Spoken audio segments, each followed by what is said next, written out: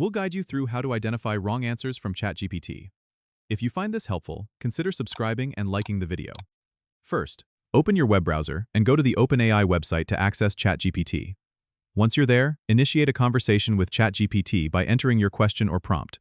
As the AI generates responses, pay attention to the content and context of its answers. To identify potential inaccuracies, you should cross-check the information with reliable sources. Open another tab and search for the key facts or data points that ChatGPT has provided.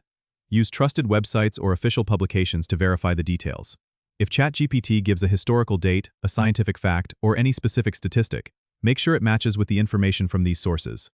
It's also crucial to be aware of the context in which ChatGPT is responding. Sometimes, the AI might take things too literally or miss nuanced meanings. If ChatGPT's response seems off, consider rephrasing your question to give it more context or clarity. This can help the AI provide a more accurate answer. Additionally, be on the lookout for overly complex explanations or jargon that doesn't seem to make sense. A correct answer should be clear and understandable. Another tip is to use ChatGPT's feedback feature, if available.